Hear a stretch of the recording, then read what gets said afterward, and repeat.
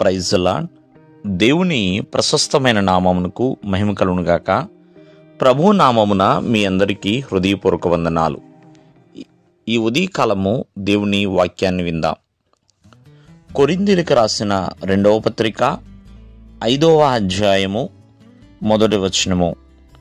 దేవుని చేత కట్టబడినదియు నిత్యమైనదియునైన నివాసము పరలోకమందు మనకున్నదని ఎరుగుదుము. ప్రియమైన వాళ్ళరా, ఇక్కడ భక్తుడైన పౌలు గారు సెలవిస్తున్న మాటల ప్రకారంగా ఈ భూమి మీద ఎన్నో గృహములు ఉండొచ్చు, అంటే ఎన్నో నివాసములు ఉన్నాయి. అవి శిథిలమైపోయిన దేవుని చేత కట్టబడిన నిత్యము నిలిచే నివాసము ఒకటి ఉన్నది అని ఇక్కడ భక్తుడైన పౌలు సెలవిస్తున్నాడు. నిత్యమైన నివాసము గురించి మనం తెలుసుకుందాం. కావున ప్రియమైన వాళ్ళరా, ఆ నిత్యమైన నివాసము మరి ప్రతి ఒక్కరూ కూడా ఆ నివాసము చేయాలి అంటే, నివసించాలి అంటే, ఎందుకంటే దేవుని పరిశుద్ధమైన స్థలములో ప్రతి ఒక్కరు కూడా నివాసం చేయాలి అంటే యథార్థమైన ప్రవర్తన కలిగి ఉండాలి. అంతేకాదు ఎల్లప్పుడూ కూడా దేవుడిచ్చిన మార్గము, సత్యము, జీవములో కలిగి ఉండాలి.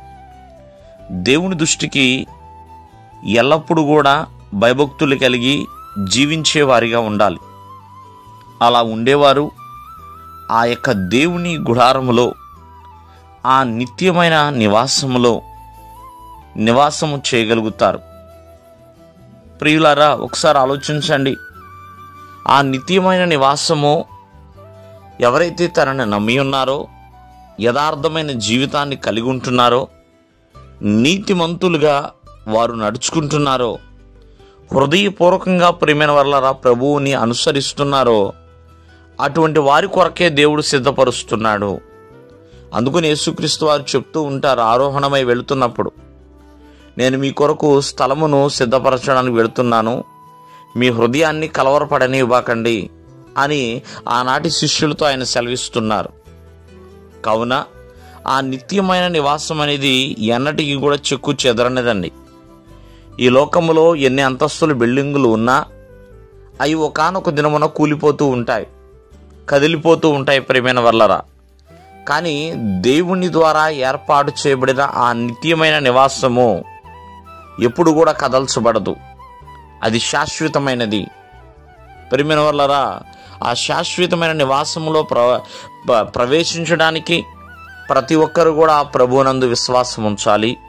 ప్రభు కుమారులుగా, కుమార్తెలుగా జీవించాలి. దేవుడు మిమ్మల్ని ఆశీర్వదించునుగాక. ఆమేన్.